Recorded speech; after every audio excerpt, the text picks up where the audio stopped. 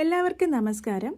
ഇന്ന് ആകാശിക് റെക്കോർഡ് റീഡിങ്ങിനെ കുറിച്ച് കുറച്ച് ഇൻഫർമേഷൻ തരാനാണ് ആഗ്രഹിക്കുന്നത്.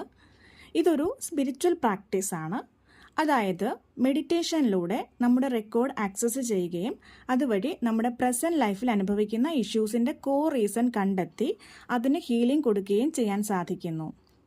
അതായത് നമ്മുടെ പാസ്റ്റ് ലൈഫിലേക്കാണ് കൂടുതലായും നമ്മൾ കണക്ട് ചെയ്യപ്പെടുന്നത്. അതിന് കാരണം നമ്മുടെ പ്രസൻറ്റ് ലൈഫിലെ പല ബ്ലോക്സും നമ്മുടെ പാസ്റ്റ് ലൈഫുമായി ബന്ധപ്പെട്ട് കിടക്കുന്നവയാണ്. ആകാശിക് റെക്കോർഡ് ആക്സസ് ചെയ്യാനായി പല ടൈപ്പ് മെഡിറ്റേഷൻസ് ഉണ്ട്. ഇതിലൂടെ നമുക്ക് നമ്മുടെ ലൈഫ് ജേർണി രേഖപ്പെടുത്തിയിട്ടുള്ള ബുക്ക് ആക്സസ് ചെയ്യാനും ഒരു സ്ക്രീനിൽ എന്നതുപോലെ നമ്മൾ ഇൻറ്റൻഷൻ വെച്ചിട്ടുള്ള കാര്യങ്ങൾ കണ്ട് മനസ്സിലാക്കി എടുക്കുകയും ചെയ്യാവുന്നതാണ്. ഈ ഒരു ആക്സസ് ലഭിക്കാനായി ഒരു ഗുരുവിൽ നിന്നും ദീക്ഷ ലഭിക്കേണ്ടതുമാണ്. കൂടാതെ മറ്റുള്ളവർക്ക് വേണ്ടി റീഡിംഗ് എടുത്തു കൊടുക്കാനും സാധിക്കുന്നു. നമ്മുടെ നിത്യജീവിതത്തിൽ നമുക്ക് വേണ്ട ഗൈഡൻസ് ലഭിക്കാനും ഈ സ്പിരിച്വൽ പ്രാക്ടീസ് വളരെയധികം പ്രയോജനപ്പെടുന്നതാണ്. അത് മാത്രമല്ല, നമ്മുടെ ആകാശിക് റെക്കോർഡ് ഓട്ടോ റൈറ്റിങ്ങിലൂടെ റീറൈറ്റ് ചെയ്യാനും സാധിക്കുന്നു.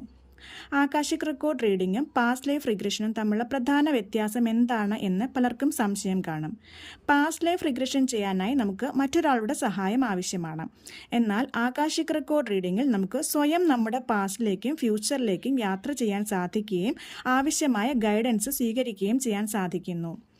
ഇത് ഒരു ഡിവൈൻലി ഗൈഡഡ് ആയിട്ടുള്ള മെഡിറ്റേഷനാണ്. അതിനാൽ ഡിവൈൻലി സെലക്റ്റഡ് ആയിട്ടുള്ള ആളുകൾക്കാണ് ഈ ഒരു ബ്ലെസ്സിങ് ലഭിക്കുന്നത്.